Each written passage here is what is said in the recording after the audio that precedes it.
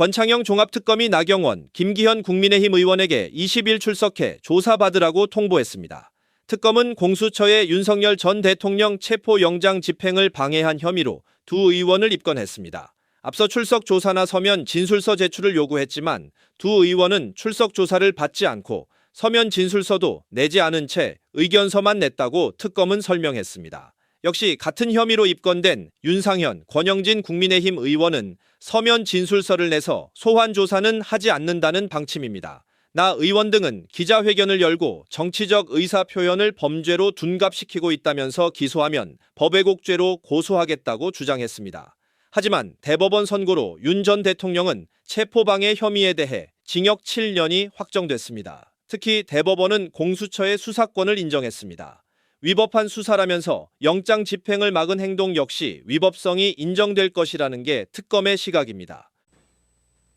한편 공수처는 고위직 공무원의 일정한 직무 범죄인 고위공직자 범죄와 관련 범죄에 대한 수사권을 가집니다.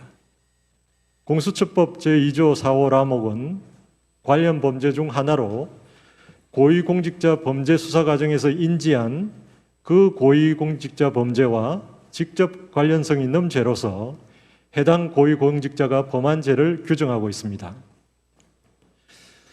여기서 수사 과정에서 인지한이란 고위공직자 범죄의 수사 개시 단계부터 종결에 이르기까지의 전 과정에서 구체적인 관련 범죄의 혐의를 알게 된 경우를 의미하는 것으로서 범죄 인지서를 작성하는 등 형식적인 사건 수리 절차를 거쳐야만 하는 것은 아닙니다. 또한 직접이라고 함은 중간 행위나 다른 원인의 매개 없이 연결되는 것을 말하고 관련성은 수사의 대상, 수사의 과정과 경위 등을 종합하여 구체적, 개별적 연관관계가 있는 경우를 말합니다. 이 사건에서 공수처는 피고인의 직권남용 및 내란 혐의 사실이 기재된 고발장을 수리함으로써 직권남용 권리행사 방해죄에 대한 수사를 개시하는 한편 내란 우두머리죄 혐의 또한 구체적으로 인식하여 이에 대한 수사도 개시하였습니다. 직권남용 권리행사 방해죄는 공수처법 제2조 3호 가목이 정한 고위공직자 범죄이므로 공수처는 이에 대한 수사권을 가집니다. 이 범죄가 불소추 특권 대상 범죄라고 하더라도 피고인을 피의자로 한 고발장을 수리하는 것이 대통령의 직무 수행이나 국가 원수로서의 권위 확보에 지장을 초래한다고 보기 어려우므로 공수처가 이에 대하여 수사를 개시한 것은 적법합니다. 한편 고위공직자 범죄를 공수처의 본래의 수사 대상으로 설정한 공수처법의 취지를 우회하여 관련 범죄 수사를 위해 형식상으로만 고위공직자 범죄에 대한 수사를 개시하였다는 등의 특별한 사정이 없는 한 이 사건과 같이 고위공직자 범죄에 대한 수사를 개시하면서 구체적인 관련 범죄의 혐의를 알게 된 경우도 공수처법 제2조 4호 라목의 수사 과정에서 인지한 때에 해당할 수 있습니다. 이 사건의 경우 공수처는 직권남용 권리행사 방해죄에 대해서 실질적으로 수사를 진행하였고 이에 대한 기소까지 이루어졌습니다. 이처럼 내란 우두머리죄 수사를 목적으로 형식상 직권남용 권리행사 방해죄 수사를 개시한 것에 불과하다고 보기 어렵기 때문에 수사 과정에서 인지한이라는 요건을 충족한다고 볼 수 있습니다.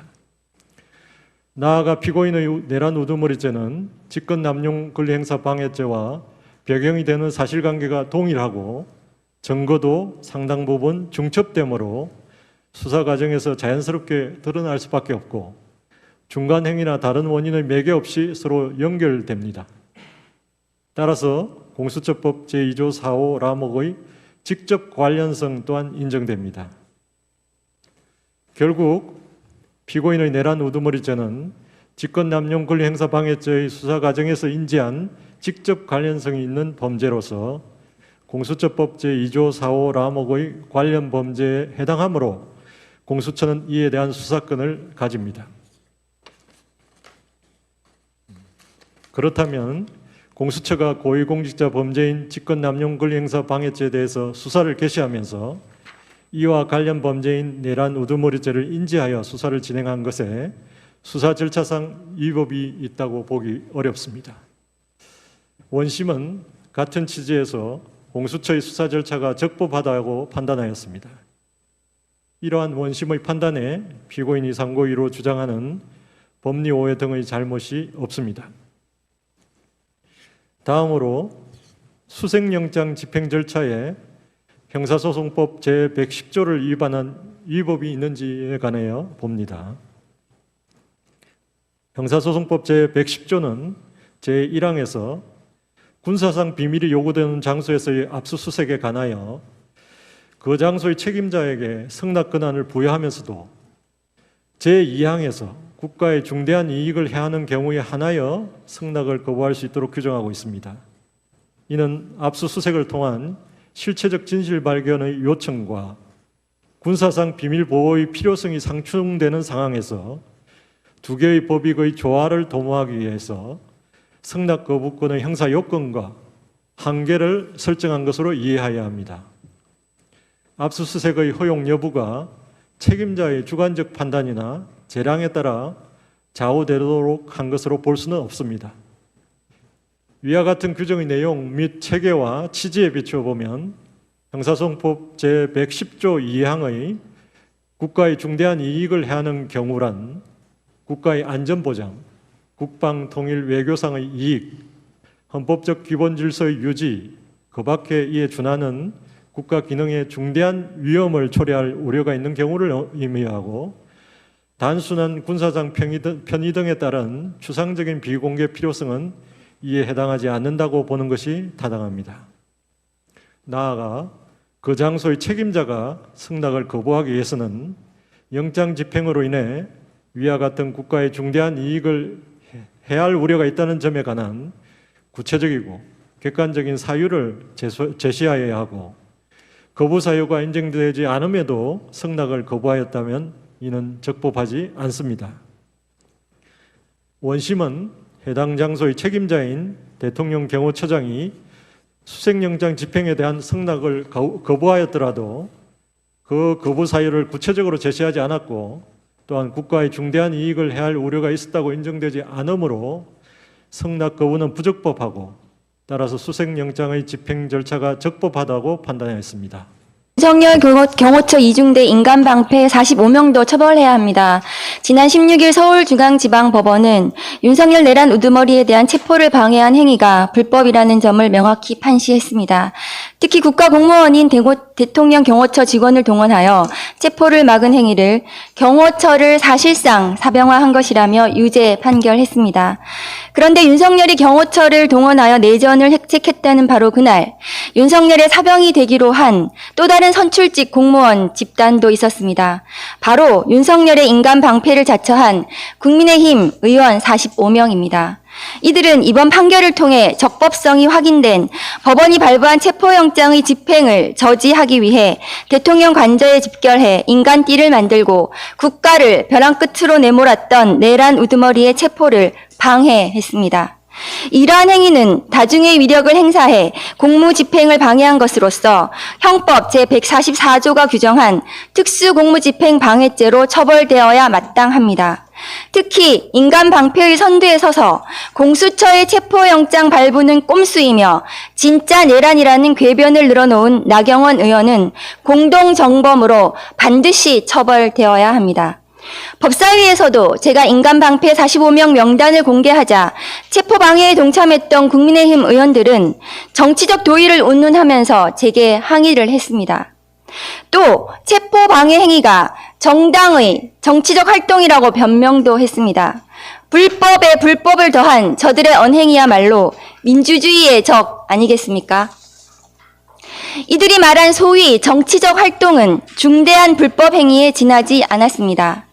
윤석열 측과 국민의힘이 그토록 주장해왔던 불법 영장, 위법 수사라는 헛된 망상은 법원에서 단 하나도 받아들여지지 않았습니다. 더 나아가 공수처의 체포영장 발부와 집행은 모두 적법한 것이었음이 이번 판결로 다시 한번 확인되었습니다. 그런데 이상합니다. 국민의힘은 국민 앞에 사과 한마디 없습니다. 정당의 공식적인 활동이라고 주장했던 행위가 명백한 불법임이 확인되어 정당 해산이라도 당할까봐 침묵하는 것입니까?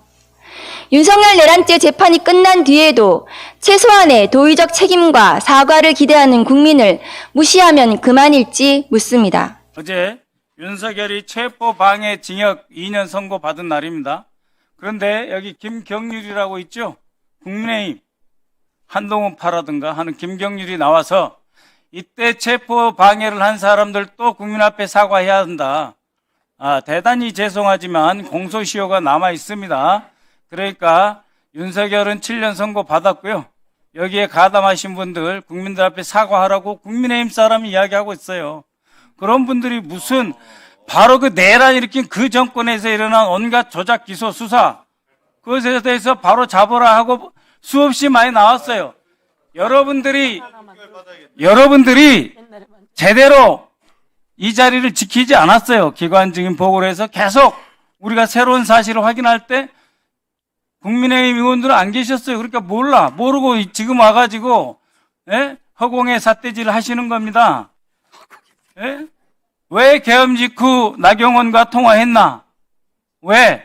다 수사 대상입니다. 그런 분이 나와가지고 그것을 뭐 어쩌다고 그때 지은 당신들의 죄를 다시 한번 우리가 뒤집어 엎는 거예요.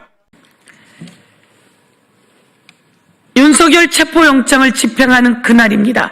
여러분, 온 세상의 카메라가 이곳으로 집중되어 있을 때 국민의힘 국회의원 45명이 이곳에서 윤석열 내란 우두머리 체포영장을 방해하는 집단 시위 형태를 갖고 있었습니다.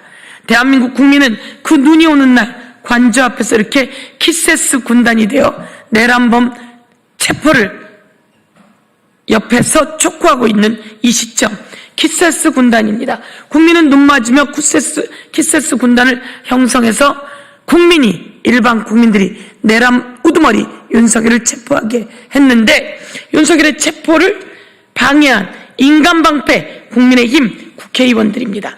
45명, 인간방패 국민의힘 국회의원들 45명. 이들에 대해서 무혐의 처분이 내려졌습니다. 황당하기 짝이 없습니다. 윤석열 방탄의원단 45명 무혐의 처분, 면죄부가 아닙니다. 2차 특검이 제대로 수사해야 합니다. 업무 방해 형태로 무혐의 쳐졌습니다.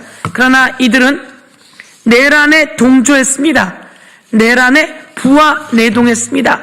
내란에 부하 수행했습니다.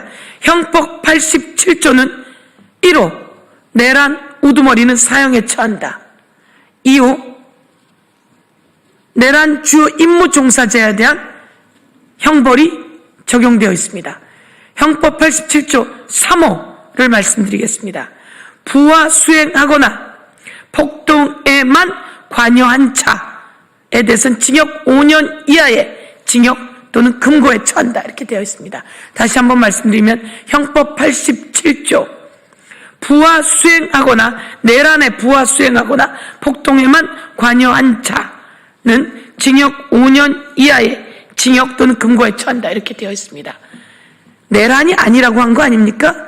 윤석열은 계몽했다고 한 거 아닙니까? 윤석열의 계몽이라며 그 계몽은 불법이 아니라고 이렇게 윤석열의 체포영장을 방해한 인간방패들 국민의힘 45명은 내란 87조 형법 87조 3호에 해당하는 부하 내동, 부하 수행입니다. 이와 관련해서 다시 법적 조치 취해서 종합특검에서 이를 제대로 다뤄야 할 것이다. 이렇게 말씀드리겠습니다.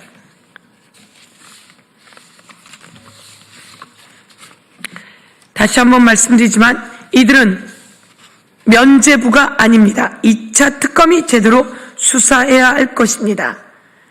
다시 한번 말씀드리면 장동혁, 나경원, 손언석, 정점식 등 국민의힘 의원 45명은 한남동 관저 앞에서 공수처의 영장 집행을 비판하며 인간방패 역할을 자처했습니다.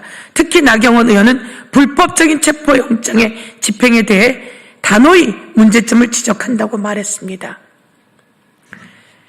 공수처 영장 집행 2차 시도 때도 나경원, 김기현 등 국회의원 30명은 영장 집행은 불법이라며 새벽부터 인간띠를 만들고 당시 김기현 의원은 불법 영장에 불법 체포, 군사보호시설에 임의로 침범하는 것이라는 궤변을 늘어놓았습니다. 이 내란이 아니라고 체포영장이 불법이라고 했던 이들은 형법 87조 3호에 해당하는 부하수행, 부하내동임을 밝혀두며 종합특검이 철저히 수사해 처벌할 것을 촉구하겠습니다.